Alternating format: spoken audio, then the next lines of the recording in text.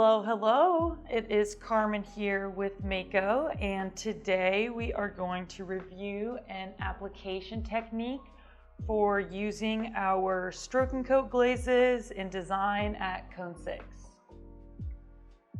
Our stroke and coat glazes are typically used at low fire, and when you're using them at that temperature, they're great for design work. They're very, very stable, create sharp, crisp lines and opaque coverage.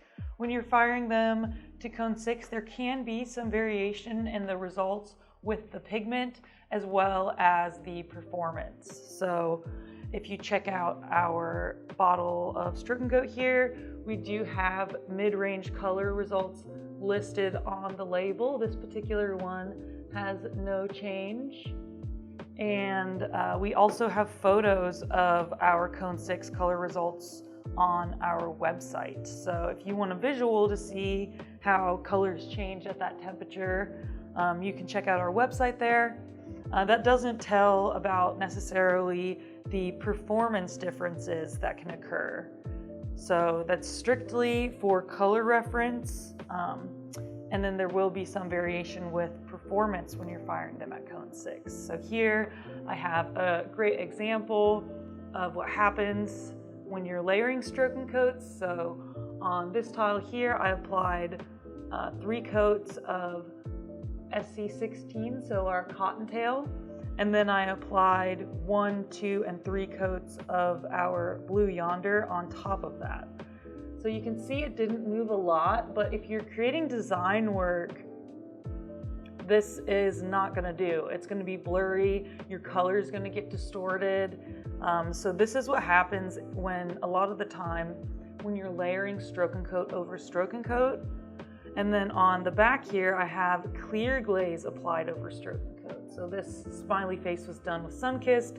I put some tuxedo on top of it, and you can even see how the lines of the tuxedo blurred on this tile. And then once you put that clear glaze over it, really pulled that glaze down. And that's simply due to the fact that we're pretty much over firing this glaze, and so adding more glaze on top of it helps pull those really melted pigments down. And that ends up blurring your design work. So today we're going to review a couple techniques, or just one technique really, for how to do really detailed design work at Cone 6 with stroke and coats. We do also manufacture our stoneware gloss glazes. So that's this tile here. This was done in the same manner. So I have the stoneware gloss, and then on the right half I have a clear glaze.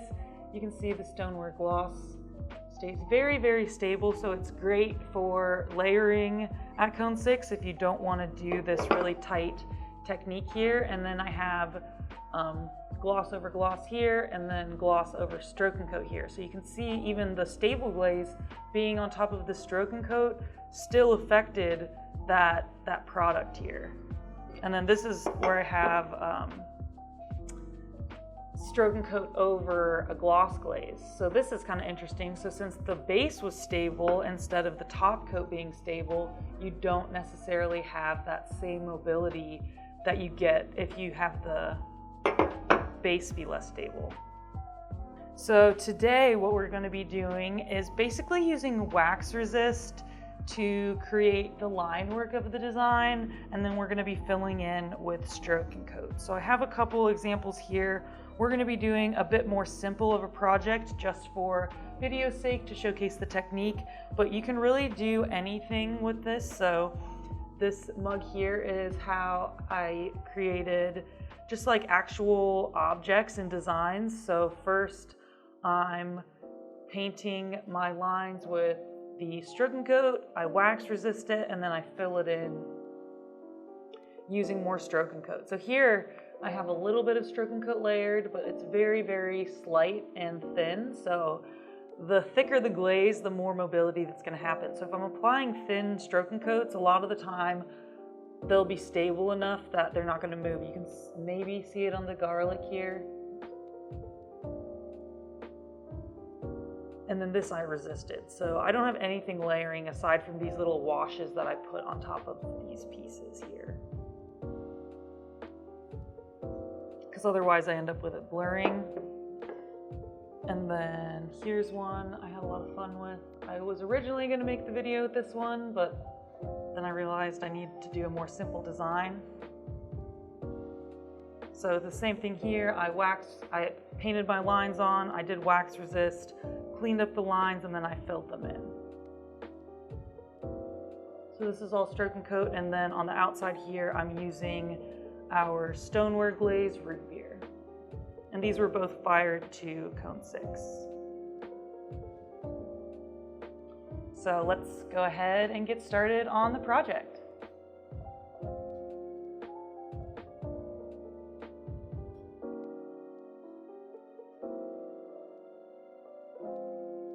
Alrighty, so let's go ahead and get started on this technique. So here I have one of our stoneware bisque bowls, and I have sketched a design out using a highlighter. I prefer using highlighters or any sort of washable marker over pencil because pencil tends to resist, and I've never run into any problems using particularly washable markers for this. And it's really nice, you can wipe it off. It doesn't stain the bisque too much. This purple one did stain it a little bit, but a lot of the time I have this yellow one and the pink one, and they wash off really easily, which is great. Especially when you're kind of exploring a design. This one I just kind of put some lines together just to showcase this technique. So to start, we're gonna go ahead and use our black stroke and coat. So here we have Tuxedo, and this is what I'm gonna go ahead and do the lines with. I'm gonna apply 2 coats to the lines, and I'm gonna do this very loosely since we're gonna go ahead and tighten it up once we put our wax resist on. So really, when you think about doing line work in this way, you're kind of thinking more of building up the material, and then on the 3rd coat is when you're gonna really wanna be careful with your line work. So if you wanna do this with a liner or like a trailer, like a slip trailer or something, like a bottle with a tip on it, go ahead, and you'll only have to do 1 pass, but make sure you're not globbing it up too thick, because the thing with stroke and coats at mid-range is I like to say they're relatively stable. So if you are applying them very thick or specifically layering them, it's really easy to I guess blur would be the best way to describe it. The details blur if it's applied very thick or if you're layering it. So the liner bottle could definitely save you that extra pass doing these lines, but you're really not trying to glob it on in the same way that you might be doing with other projects using a liner bottle.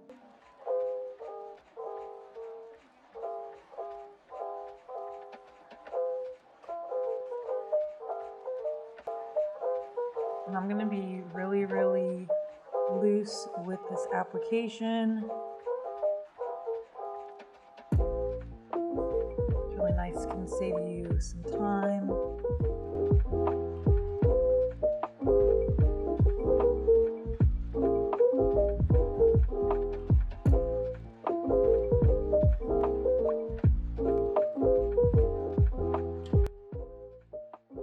So here we have our first coat of the lines. Like I said, they're pretty loose. So we'll go ahead and do the second coat. Again, nice and loose. And then we will tighten up this design using the wax resist. It's a really fun, kind of satisfying technique.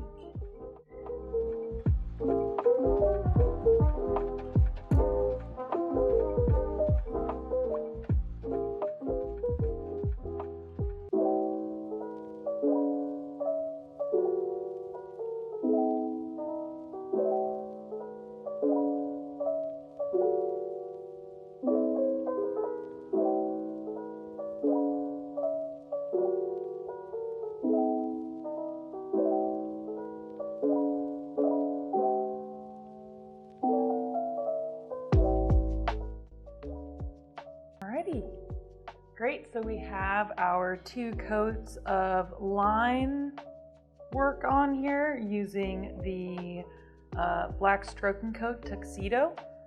I'm going to go ahead and let this get nice and dry, and then I'll apply the wax resist. Okay, now that this has dried a bit, I'm going to go ahead and apply my wax resist. It's really good to make sure this is dried all of the way, because sometimes if the glaze underneath is a bit damp, or if you don't let the wax resist dry completely, it will wipe off when we clean up our lines with a sponge. So this is a little damp, so you might even want to make it dry more than this. Sometimes just letting it sit for a little while is good, just to really make sure that dries out all of the way. So here we're going to be using our wax resist here. This goes on really, really smooth. It brushes on great, so I love using this wax resist for making nice lines, because it works with a brush so very well. I've poured a little bit out into a cup here.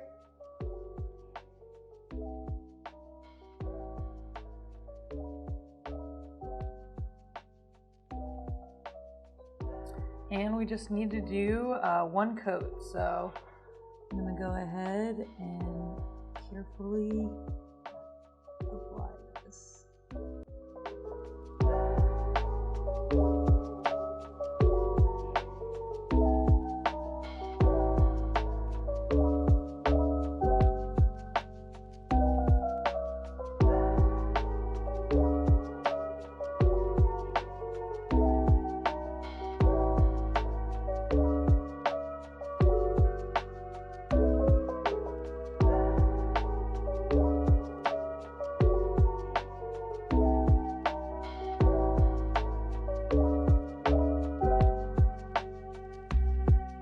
And the wax resist, you don't have to build it up in the same way that you do with glazes. As long as it's on the surface, you should be good. So with this product, you're looking for coverage instead of like building up materials. Which is really helpful to keep in mind when you're thinking about doing lines.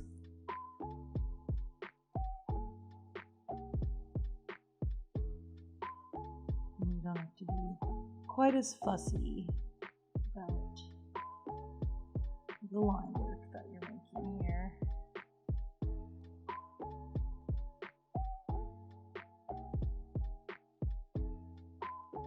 You can really see how smooth this stuff brushes on, because I can just do one nice long pull with this little fine little brush here and get a nice line.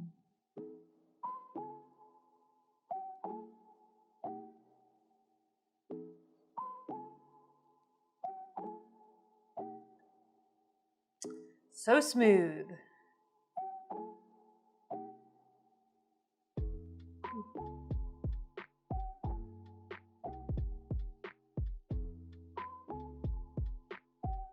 And so this technique can be used for all sorts of design work, using stroke and coats or really any glaze that you're trying to be really precise with.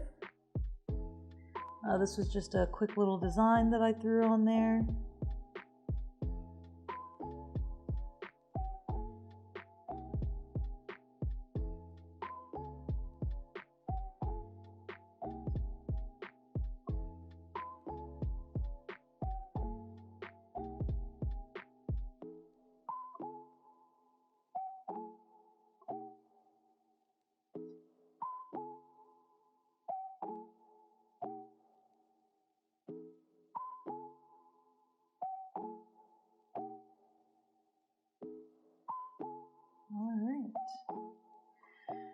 Okay, so we have our wax resist on here. One of the really important things to keep in mind when you're applying wax resist is that you want to keep it on top of the glaze. So if it gets on the bisque, then you're not going to have any glaze in that area. So definitely be really, really careful.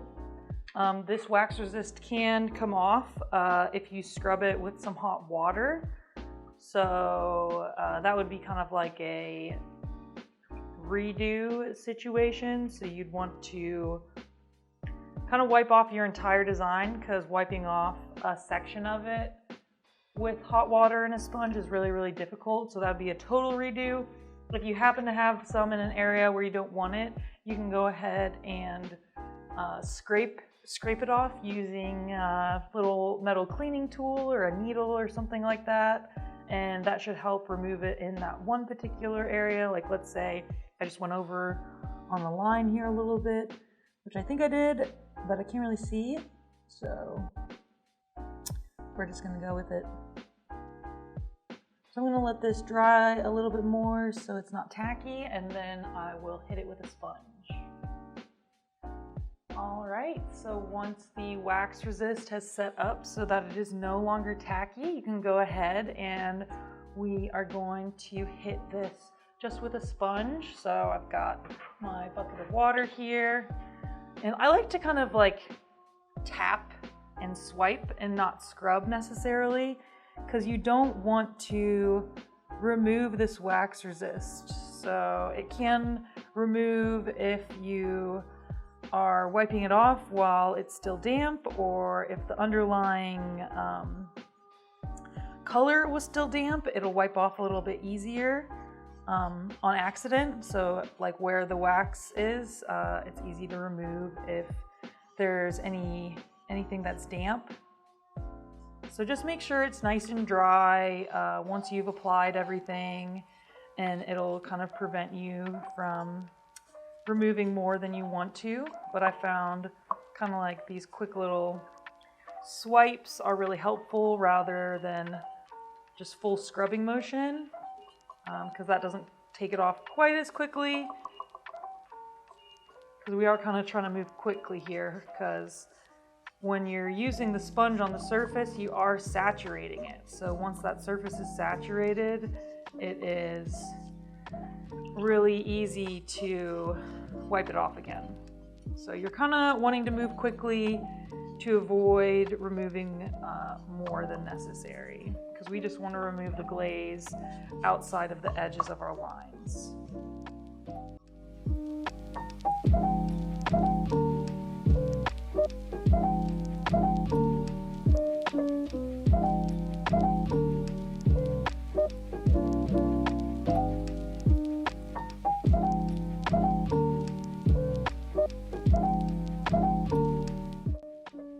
So you see how nice these lines look now that we've wiped them away. And the reason for applying our glaze like this is basically to avoid overlap with the stroking coat. So if you're applying one stroking coat, like let's say you did this design and then you did the line work on top of it, you're really going to, or it's very likely, it's not always the case, I've definitely seen customer work where people are overlapping stroking coats and it looks totally fine. And if you're one of those lucky people, then great. But through all my experience and seeing other customer experiences, a lot of the time when you're layering stroking coat, you get that blur. So in order to avoid that, I'm basically making a kind of like paint by numbers situation where I can fill in these designs and then I don't ever have any stroking coat overlapping,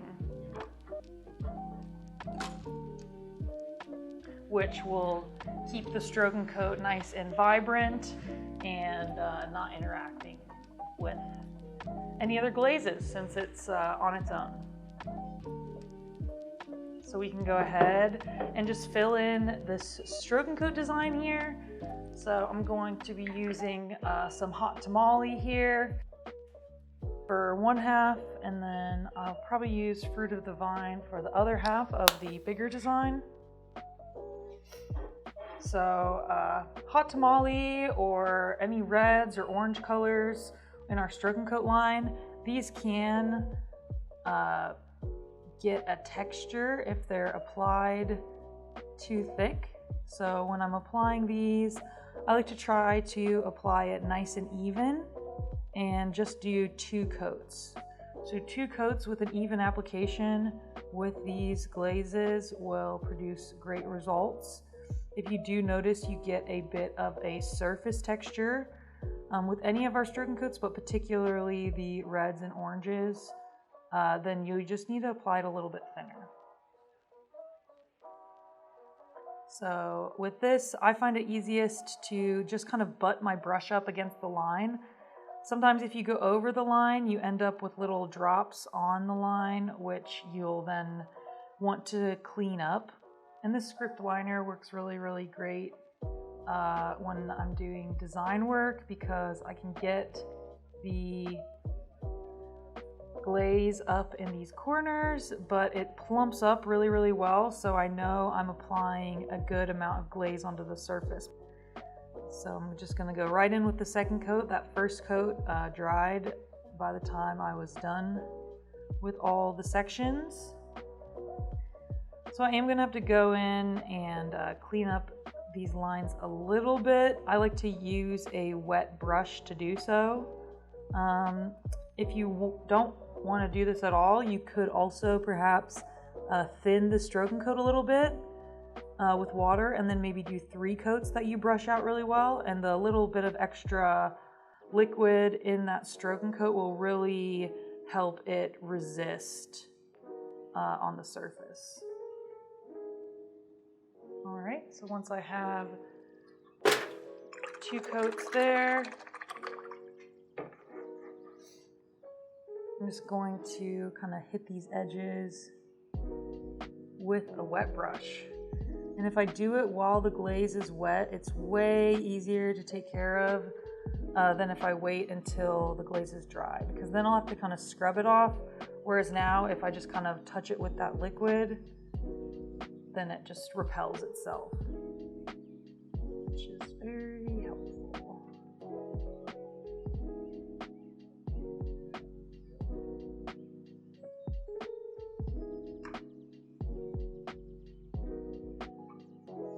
So you don't have to have this perfectly clean. Some of it will resist when you fire it, but you do want to kind of try to get the bulk of it. So definitely don't obsess over it or anything, but try to get most of it. So then here we're going to use our fruit of the vine.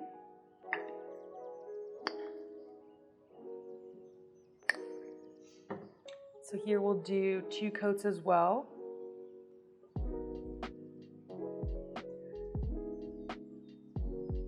And keep in mind that we do have Cone 6 results for all of our stroke and coats posted on our website, as well as it is listed on the label. When you're reading those results or you see them, keep in mind that that is basically in regard to the color result, and the tiles on our website are fired flat. So there can be a little bit of variation from what you're reading or what you're seeing. Like I said, the stroke and coats are relatively stable, so they're definitely not going to run on the surface, but there can be variation based upon your application, since a lot of the colors are fading. So the purples are a great example. Purples and pinks, those fade a decent amount. The fruit of the vine tends to stay pretty well, which is why I'm choosing it here. But if you are doing a color that fades, you'll really, really want to make sure you have a nice even application, because those brush strokes can show when the pigment fires out. So just kind of keep that in mind when you're applying the glaze. All right, so I get my brush a little wet.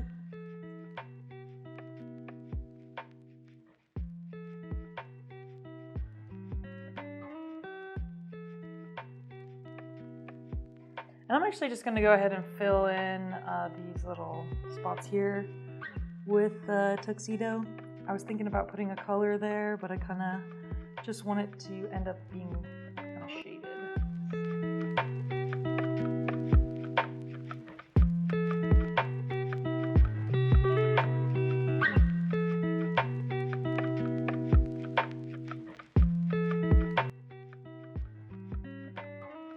Definitely gonna clean it up. I probably could have used a smaller brush, but that wax resist is keeping me safe over here. So I'm gonna get my second coat on really quick. I'm just gonna do the whole thing messy since I'm already cleaning it up.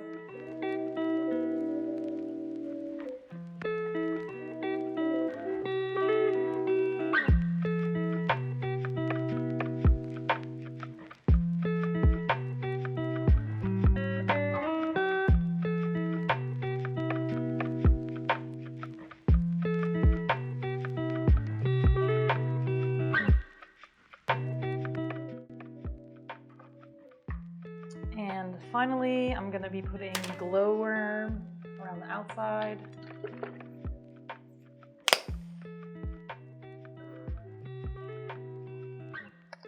And this I think I'm actually going to do using a bit of a larger brush since it's such a larger area.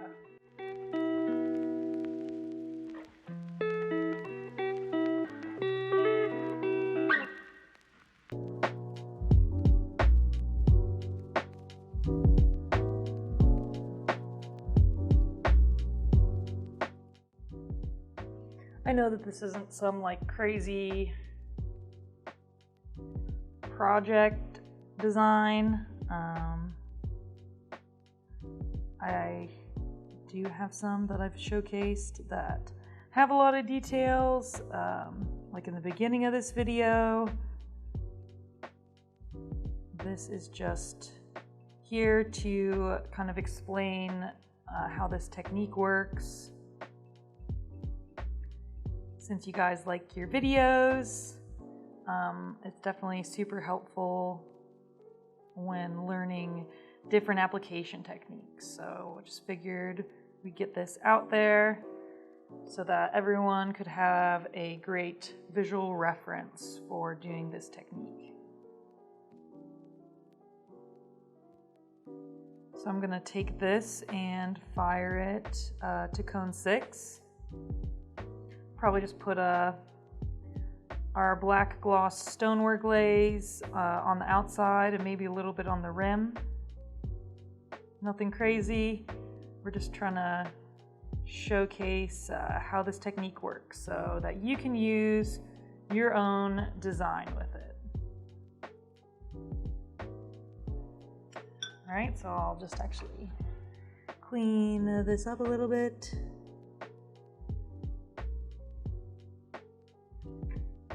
Wow, I was really messy with the glowworm.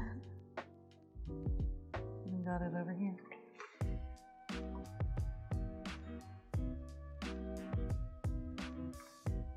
All right, so here we have it. This is the design using stroke and coats.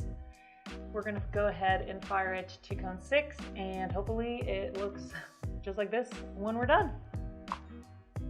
Alrighty, so here we have our fired results. So if we take a closer look here, we've got a nice glossy finish from that stroke and coat. Again, I did not put any clear on this piece. This is all just stroke and coat.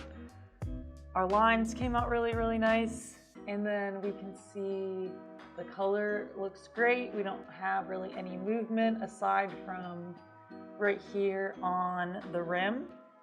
And the movement on the rim here is because I brought this glowworm all the way to the top. And then on the back and rim, I put black gloss. That's our stoneware gloss glaze. And so the stoneware gloss being layered over top of the glowworm created a bit of mobility. So that's the only place that we see mobility, but otherwise we have really nice clean lines, beautiful finish. This is a really, really great technique for creating design work with your stroke and coats at cone 6. And then we have our back here. This is just black gloss on its own.